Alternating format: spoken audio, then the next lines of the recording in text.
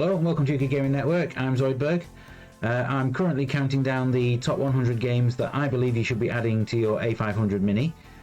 These are the WHD load files on the original firmware and not on the recently released update. This list is entirely my own opinion and no one else's, so I hope you agree with my choices. We reached number 21 last time out, so without further ado, let's count down the games from numbers 20 to 11. Battle Squadron was one of the first games I ever played on the Amiga, and it made such an impact that it remains a firm favourite to this day. The excellent graphics and pumping music would not be out of place in an arcade, and coupled to that is gameplay that's tough but always fair. For me, this is easily the best upward scrolling shoot 'em up on the Amiga, and that's not a statement that I make lightly.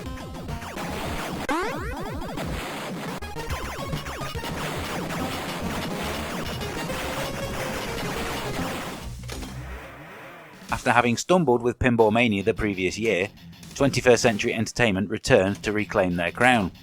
Slam Tilt came from a new developer, Liquid Design, who produced 4 addictive tables to play, all of them featuring wonderful LED mini-games and multi-ball.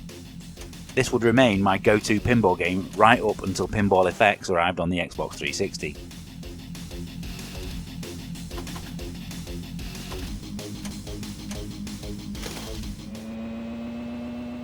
I have no idea how many hours of my life have been lost to Lotus Esprit Turbo Challenge. A blisteringly quick arcade racer for 1 or 2 players, this offers 3 full championships of varying difficulty to race through. Fuel stops and on-track hazards add to the fun, with the only downside being the lack of full screen in single player mode. The likes of Jaguar XJ220, Top Gear 2 and even its own sequels didn't come close.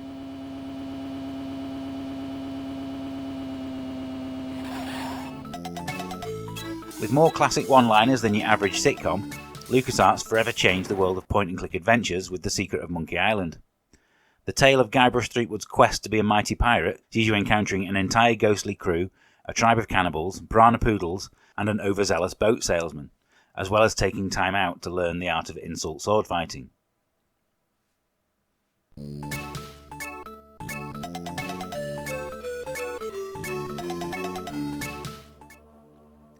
You can see very clearly where the gameplay of Command & Conquer came from in Dune 2, which is hardly surprising as it also comes from Westwood Studios.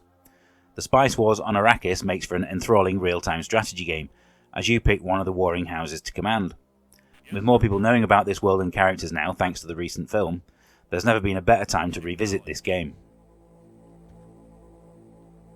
Yes, sir.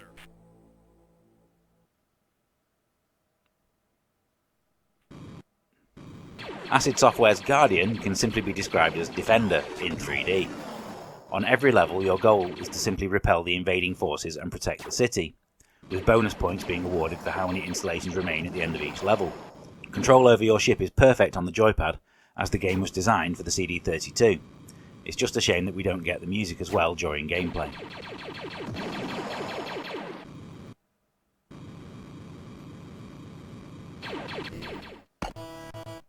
Jordan Mechner's Prince of Persia is a name that needs no introduction, and that's because the game is a timeless classic. First thing that you notice is the silky smooth character animation, which was unlike anything else seen at the time, but the levels themselves are so meticulously well designed that it was impossible to put down. Countless remakes and sequels may have diluted the impact that it had, but I still love it to this day.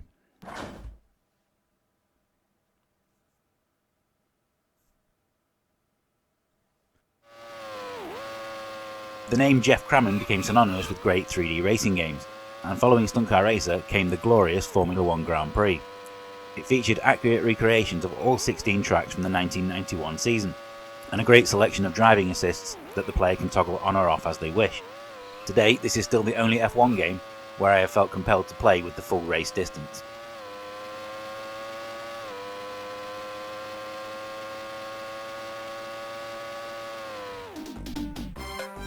The idea that lemmings love to throw themselves off cliffs might well be a myth, but it turns out to be a great starting point for a video game.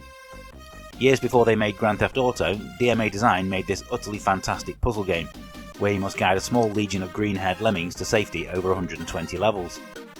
Its sequel, while still good, added too many new abilities, proving that sometimes less is more.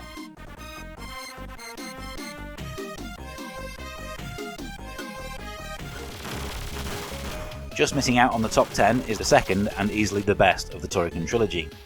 The first game was a decent enough platform shooter, but the leap in quality to Turrican 2 made it seem like the original was simply a prototype. The level design is better, the weapons are better, particularly the beam when you hold down the fire button, and the graphics are miles better. I do miss the auto fire on my old zipstick joystick though.